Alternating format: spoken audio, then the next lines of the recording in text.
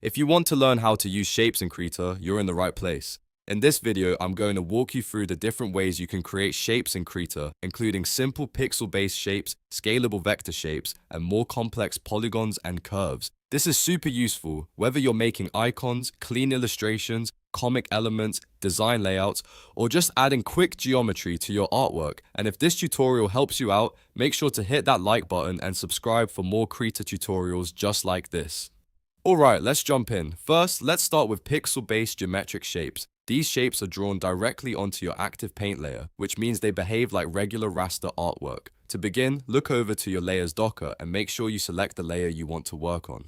This is important because whatever layer is active is where the shape will be created. Next, go to the toolbar and choose a geometric tool such as the line tool, rectangle tool, or ellipse tool. Once your tool is selected, open the tool options docker. Here, you'll see fill options like not filled, foreground color, or background color. This gives you control over whether your shape is just an outline or a filled object. Now move your cursor onto the canvas, left click, and drag to define the size and placement of the shape.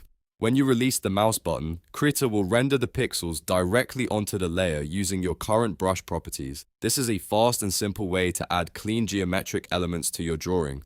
Now let's move on to vector shapes, because this is where Krita becomes even more powerful. Vector shapes are fully editable, resizable, and they do not lose quality when scaled up or down. That makes them perfect for designs that need to stay sharp at any size. To create one, go to the bottom of the layers docker and click the plus icon. From the menu, choose vector layer. This creates a dedicated layer for vector-based work. After that, select a geometric tool from the toolbar, just like before. Drag on the canvas to generate your shape. Once it appears, switch to the Edit Shapes tool, which looks like an arrow icon with a node.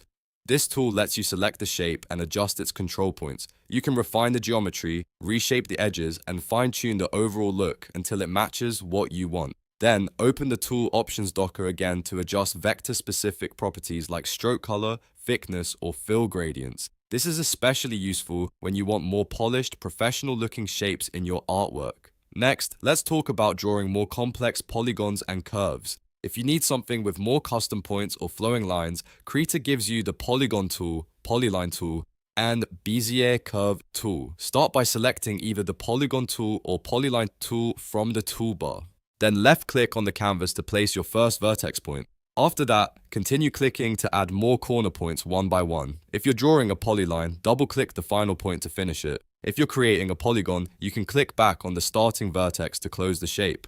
This is really helpful for making custom outlines, angular designs, and technical forms. If you want smooth curves instead of sharp corners, use the Bezier curve tool. With this tool, you can click and drag anchor handles to create flowing vector paths. That gives you much more control when drawing organic shapes, decorative lines, or stylized artwork.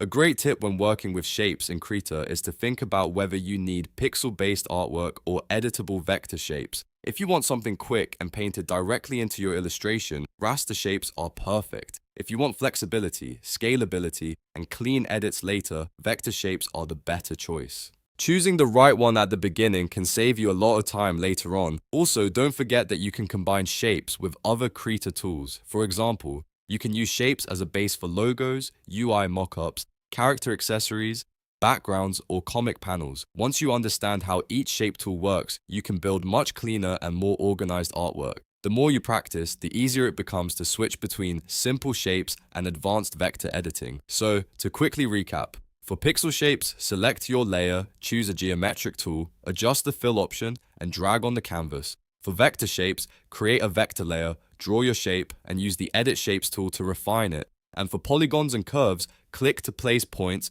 close your shape, or use Bezier handles for smooth paths. That's the full workflow for using shapes in Krita. If this tutorial helped you, please give it a like, subscribe to the channel, and turn on notifications so you don't miss the next Krita guide. Thanks for watching, and I'll see you in the next video.